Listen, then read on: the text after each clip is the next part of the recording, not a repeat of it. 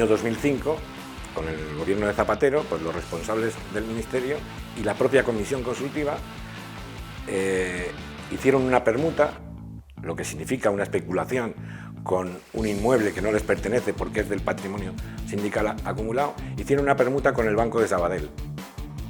Luego ese edificio ha ido pasando de unos a otros con ventas, especulaciones, de tal manera que ahora hay unos propietarios que no sabemos si son una empresa, un grupo de empresas o un fondo buitre, que se llaman Promontoria Coliseum Real Estate, y además creemos que tiene el Banco de Sabadell un 20%. Como no se les ha aportado soluciones y ellos pretenden vender el edificio, pues nos han puesto una demanda de desahucio. La liberalización del sector ferroviario comienza cuando en la Unión Europea se aprueban leyes destinadas a que entren en los sistemas ferroviarios públicos de los diferentes países empresas privadas o empresas públicas de otros países. En este caso, en España ha entrado recientemente la SENSEF francesa a competir con los trenes de Renfe. La lucha sirve, este es el gran mensaje, sirve implicarse, hay que hacer las cosas. Cuando planteamos el recurso de alzada, UGT se rió de nosotros. Sacó un comunicado y dijo, mira estos de CGT, que en vez de meter una demanda a la audiencia, tal. Al final ellos hicieron un pasteleo de mierda, que no ha valido para nada, y CGT ha logrado devolver el 100% del salario. Pues es una gran satisfacción del trabajo bien hecho. El 6 de abril recibimos una demanda de desahucio del actual titular registral del edificio, que es que finalmente es una empresa que ya indirectamente ha sido constituida por el Banco Sabadell, que es el que se hizo cargo del edificio cuando la Caja de Ahorros del Mediterráneo dio en quiebra, ¿no? Y cuando se ejecutó la hipoteca. Una demanda de desahucio que lo que significa es que lo que nos piden y lo que dicen es que nosotros estamos ocupando estos locales sin título para tenerlo, y nosotros sí que tenemos título, que el título es evidentemente las cesiones administrativas que en su día el Ministerio de Trabajo nos hizo, que datan de los años 90, del 94 y del 96.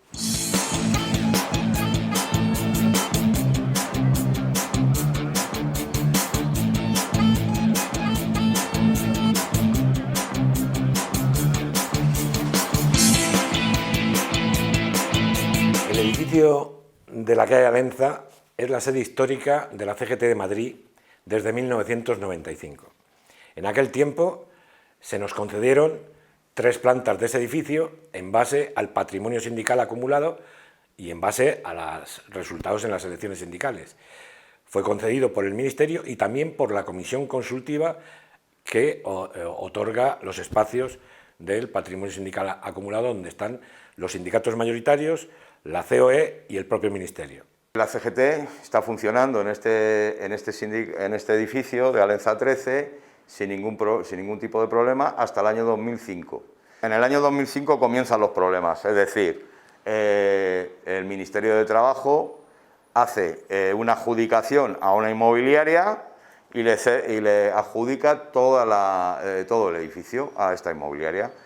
Con lo cual, el sindicato se entera posteriormente e inicia movilizaciones en defensa del patrimonio sindical acumulado que tiene la Confederación. El conflicto de los locales de Alenza se remonta a los años 2005-2006, que es cuando se inicia un contrato administrativo por el Ministerio de Trabajo en el que se saca licitación pública la permuta de este edificio de Alenza. Este edificio de Alenza era propiedad del patrimonio sindical acumulado, que como sabéis es el patrimonio que heredó la Administración General del Estado del antiguo sindicato vertical.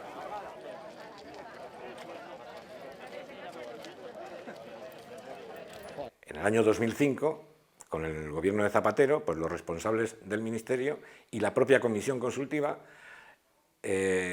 hicieron una permuta, lo que significa una especulación con un inmueble que no les pertenece porque es del patrimonio sindical acumulado, hicieron una permuta con el Banco de Sabadell. En esa permuta y en ese acuerdo que tuvieron con ellos, tenían que habernos dado una solución a la Confederación General del Trabajo, que no lo hicieron porque, por 1000 razones.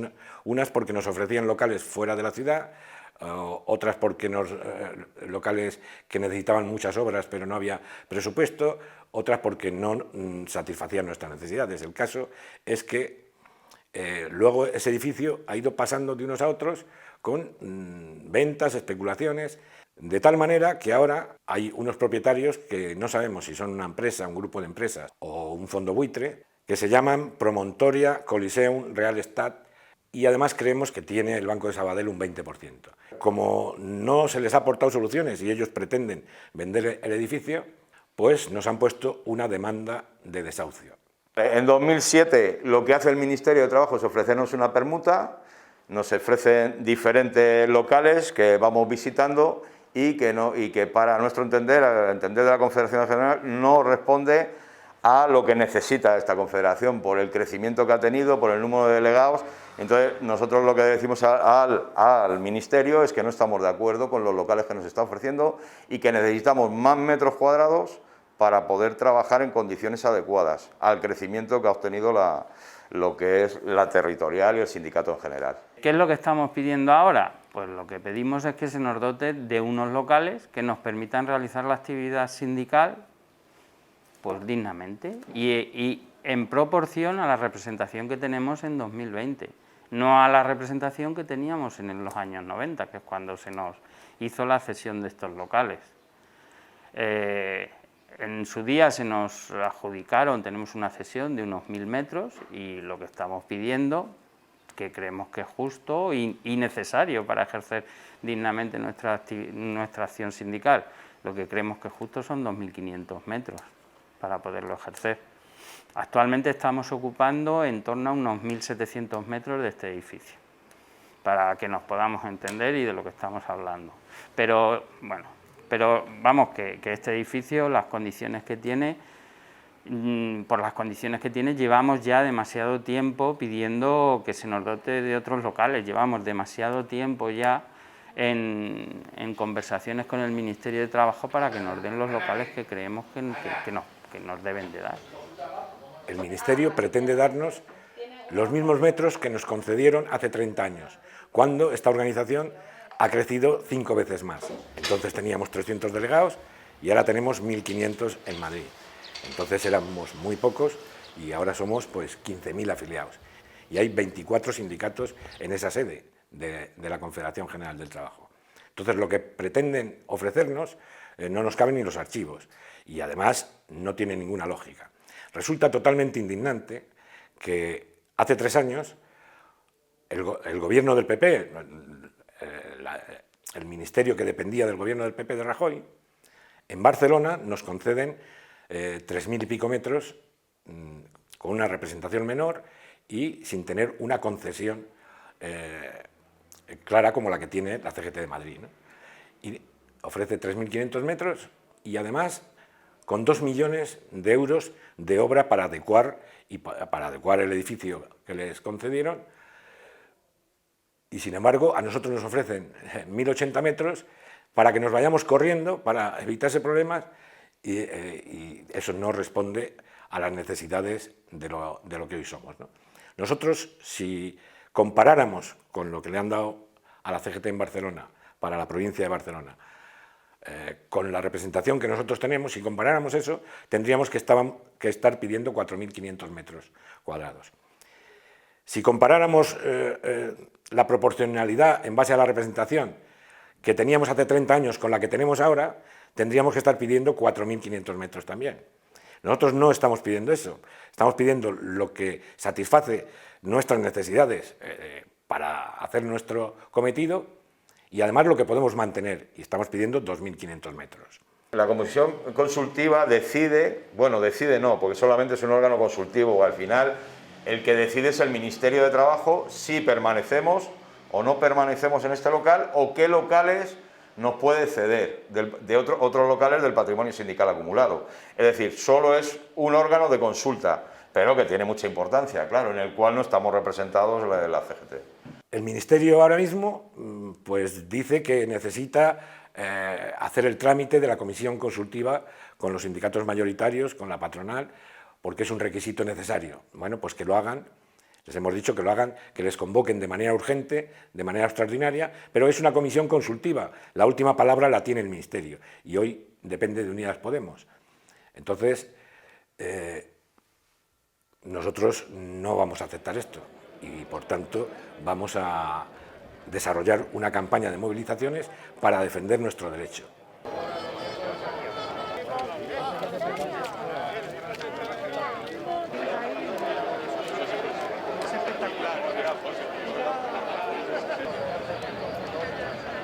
Espérate, a ver.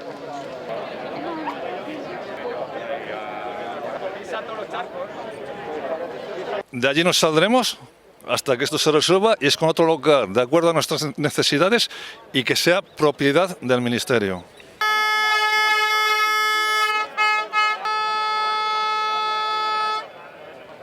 Tenemos dos escenarios. Un escenario que es la defensa judicial de la demanda que tenemos encima. Nos han puesto una demanda con un aviso de desahucio, que eso supone que si un juez dictamina que estamos aquí ocupando los locales ilegítimamente, nos echarían a la calle en un periodo más o menos breve de tiempo. Y ante eso, pues en ese escenario, pues cuando llegara ese escenario ya veríamos lo que haríamos. Judicialmente vamos a oponernos, ya nos estamos oponiendo, nos vamos a seguir oponiendo, vamos a ejercer las acciones que jurídicamente nos correspondan. Está puesto en manos del gabinete jurídico y sindicalmente tenemos convocadas concentraciones delante del Ministerio de Trabajo ya. De CGT vamos a seguir luchando para mantener el patrimonio sindical acumulado que nos pertenece, pero además vamos a seguir luchando para que los locales que nos quieran ofrecer desde el Ministerio de Trabajo se adecúen de verdad a la fuerza, a los trabajadores y a las trabajadoras que tiene la organización en este momento. Los últimos 10 años, el único sindicato de clase que ha crecido es la CGT. UGT en esos 10 años ha perdido 29.000 delegados. Comisiones ha perdido 23.000 delegados en estos 10 años, hasta marzo del 2020. Y nosotros pedimos 2.500 metros. Y no nos vamos a ir de la calle Alenza, que es nuestra sede histórica, si no nos adecúan un edificio que cumpla con las necesidades que ahora mismo tenemos. Es complicado resumir en una frase qué es lo que nos está pasando y qué es lo que vamos a hacer a partir de ahora. Pero vamos, yo creo que vamos a defendernos por todos los medios que estén a nuestro alcance. Quien quiera entenderlo, que lo entienda. Evidentemente yo creo que la militancia de CGT en Madrid está muy sensibilizada con este tema. Llevamos muchos años peleando este tema y creemos que es justo que se nos dote de unos medios que nos son necesarios para ejercer nuestra acción sindical y que son de todos los trabajadores. La liberalización del sector ferroviario comienza cuando en la Unión Europea se aprueban leyes destinadas a que entren en los sistemas ferroviarios públicos de los diferentes países empresas privadas o empresas públicas de otros países. En este caso, en España ha entrado recientemente la SENSEF francesa a competir con los trenes de Renfe. La lucha sirve, este es el gran mensaje, sirve implicarse, hay que hacer las cosas. Cuando planteamos el recurso de alzada, UGT se rió de nosotros. Sacó un comunicado y dijo, mira estos de CGT que en vez de meter una demanda a la audiencia tal. Al final ellos hicieron un pasteleo de mierda que no ha valido para nada y CGT ha logrado devolver el 100% del salario. Pues es una gran satisfacción del trabajo bien hecho. La liberalización del sector ferroviario comienza cuando en la Unión Europea se aprueban leyes destinadas a que entren en los sistemas ferroviarios públicos de los diferentes países empresas privadas o empresas públicas de otros países. En este caso, en España ha entrado recientemente la SENSEF francesa a competir con los trenes de Renfe.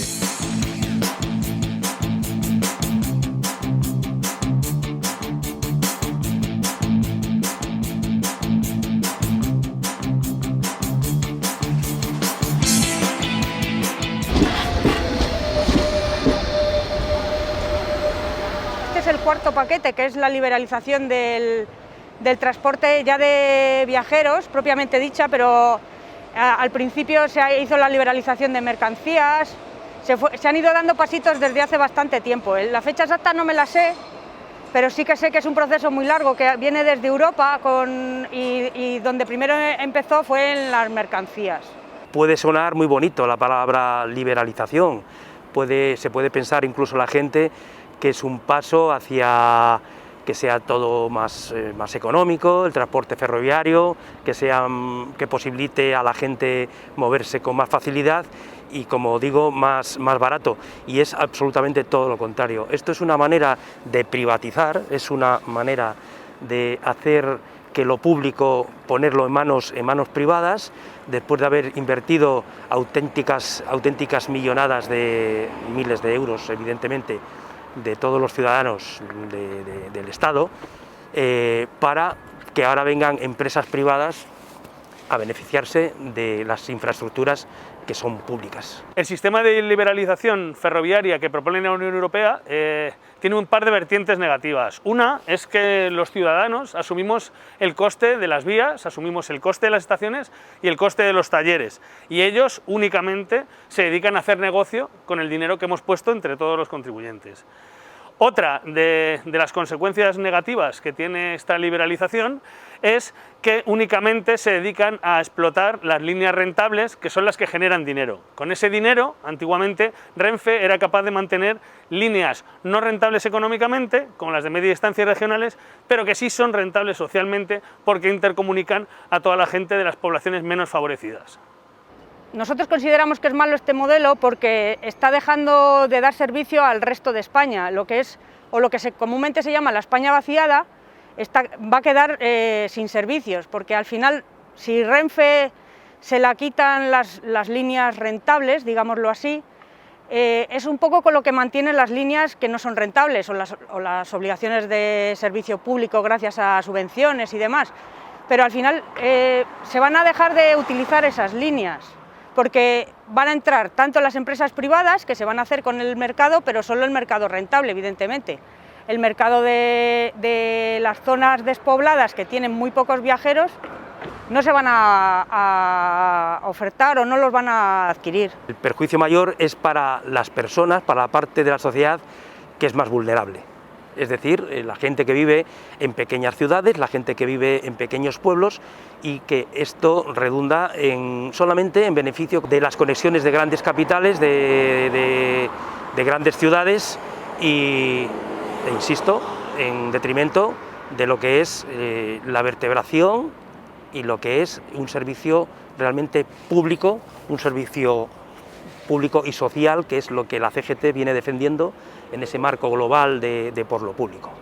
Desde CGT pedimos siempre que un servicio tan importante como el transporte de viajeros, que vertebra, no es solo lo que es el servicio de viajeros, sino que da muchos servicios, vertebra el territorio, permite a mucha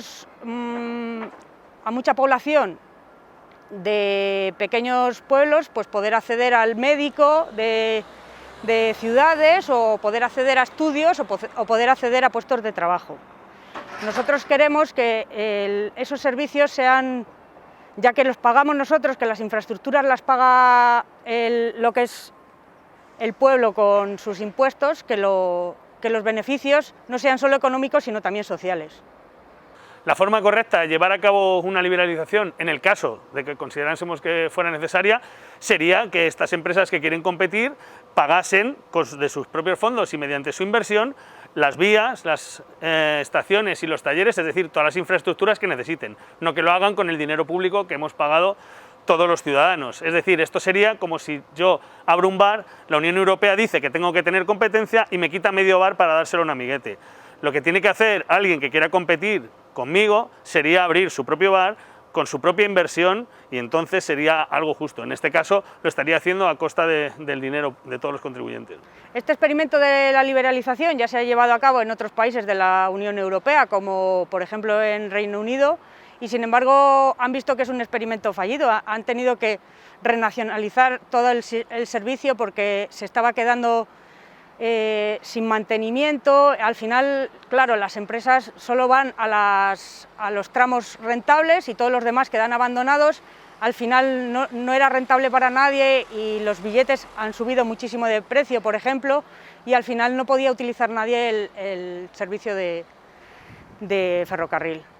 Permanentemente, desde hace muchos años, que CGT tiene en marcha pues, un plan que es un plan de trabajo, que es estar permanentemente exigiendo que no se construyan más líneas de AVE, que se invierta en el ferrocarril convencional, en ese ferrocarril que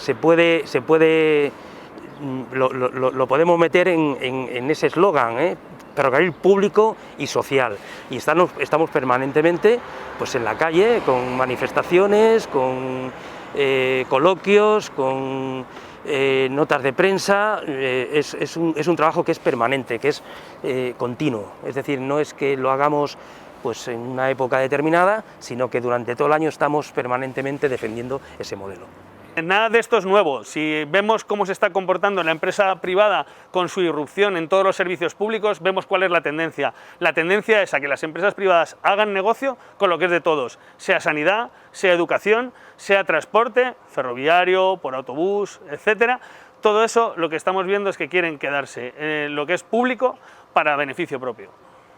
El objetivo de un servicio público como es el transporte tanto de mercancías como de viajeros no debe ser los beneficios económicos, sino deben de revertir en la población, que al final es la que paga todas las infraestructuras y todas las estaciones que se construyen gracias a sus impuestos. Lo que pedimos es un ferrocarril público y social que dé servicio a las necesidades de los ciudadanos, y para eso tiene que ser barato. Para eso tiene que responder a las necesidades sociales, no únicamente económicas, puesto que esto no es un negocio, esto es una empresa pública al servicio de los ciudadanos, y lo que tiene que dar es un servicio de calidad. Remarcar y resaltar el gran esfuerzo que la CGT, no solamente la CGT como ferroviaria, la parte del sector ferroviario, sino la CGT confederal, en esa apuesta, como decía anteriormente, en defensa de lo público, pues hacemos... lo enmarcamos en el ferroviario, y seguiremos apostando por este ferrocarril público y social pues hasta que nos cansemos, evidentemente.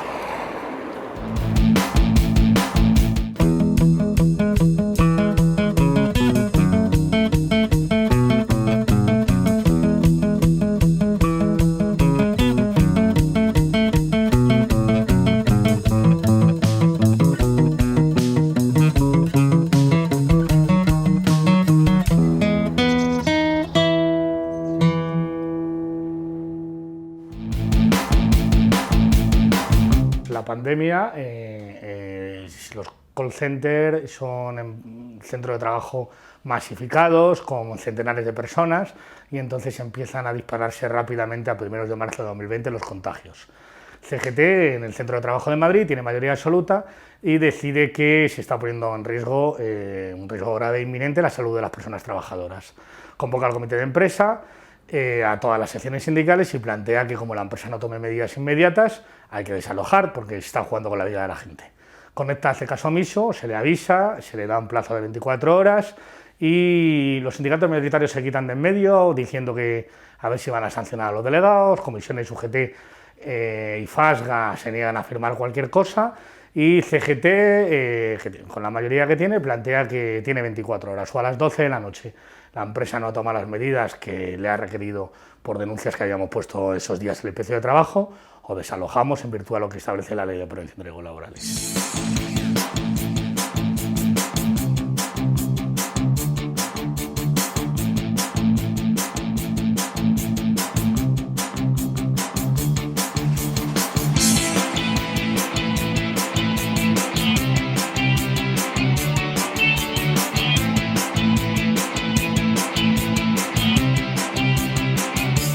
Hay mucha presión, interviene el director estatal de Recursos Humanos, hasta el presidente de Conecta, que jamás había aparecido, manda un mail a las 12 menos cuarto de la noche pidiendo más plazo, y nosotros decimos que con la salud de la gente no se juega. A las 12 de la noche desalojamos y se lo comunicamos a la autoridad laboral. Aquí en Madrid es el gobierno de la derecha, de de Díaz Ayuso y le decimos que así no se puede trabajar.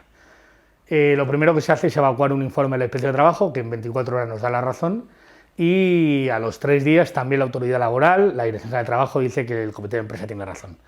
Y sin embargo la empresa jamás cierra el centro.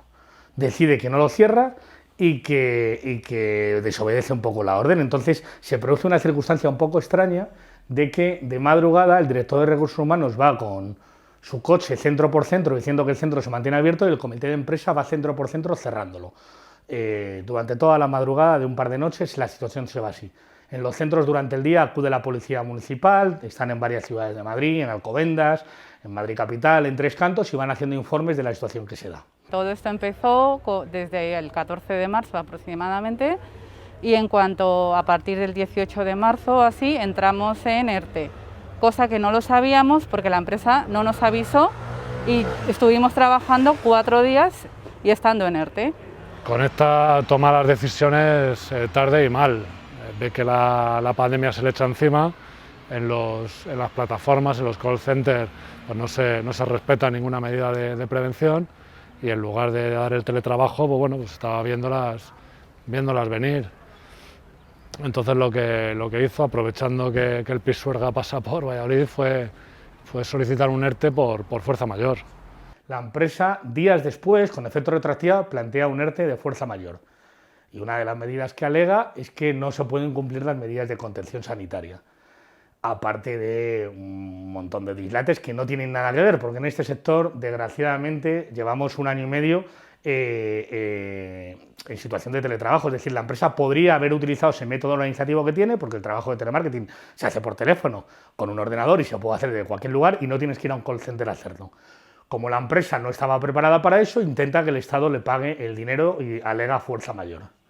Nosotros decimos que no hay fuerza mayor, que la empresa puede perfectamente utilizar unas alternativas como es el teletrabajo, y aparte no somos una actividad esencial, esto es una subcontrata, ganamos prácticamente el salario mínimo interprofesional y solo faltaría que se nos alegue que esto es una fuerza mayor y demás. A mí me afectó el ERTE como trabajadora bastante mal, porque todo el mundo desconocíamos cómo iba a ser el trámite. De hecho, a mí me afectó porque yo no lo cobré hasta finalizado mayo, con lo cual yo estuve sin cobrar prácticamente 1 mes y medio de mi salario.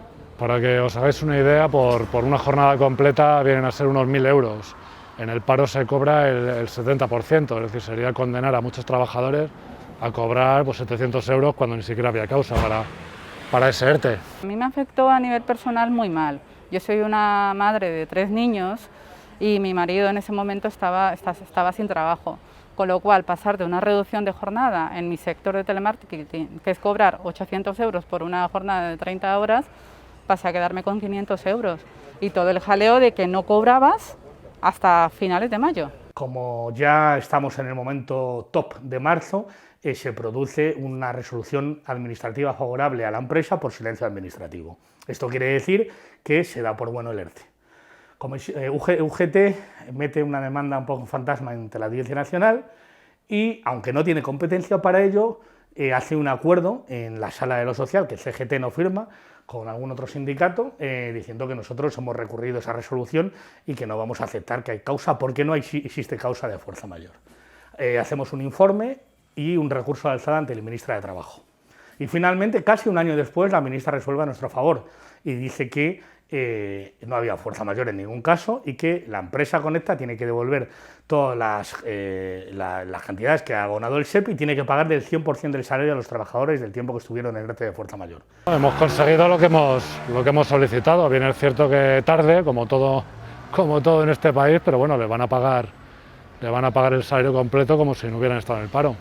Yo creo que Conecta, siendo la empresa una multinacional que gana tanto dinero, que se siga comportando así con sus trabajadores es básicamente lo mismo de siempre, porque el empresario nos ve como números, independientemente de lo que generemos, con lo cual al final los que siempre pagamos somos nosotros. Conecta toma estas decisiones pues por dinero, no tiene en cuenta el bienestar de las plantillas y tiene unas políticas cortoplacistas por la pasta. Yo le diría a mis compañeros de telemarketing, de otro tipo de empresa, de otra empresa, que no tengan miedo. No tengan miedo por luchar por sus derechos, independientemente de lo que les llegue a pasar o lo que el empresario les haga. Lo que nos gustaría transmitir a otros trabajadores es que luchen, que no den nada por perdido y que traten de luchar, porque muchas veces las decisiones de las empresas son por una decisión por dinero, o sea, no por el bien de sus plantillas. Nunca hay que conformarse, que en estos momentos las empresas eran mucho más fuertes, ellos se ponían al teléfono los inspectores de trabajo, los sindicatos tuvimos mucha dificultad para trasladar las cosas, pero con una buena equipo de trabajo, como teníamos en CGT en Madrid, con un montón de delegados, que muchos de ellos sufrieron esos días el contagio del COVID porque fueron a plataforma a explicarle a la gente que no había que jugarse la vida. Hubo algún compañero que estuvo hospitalizado.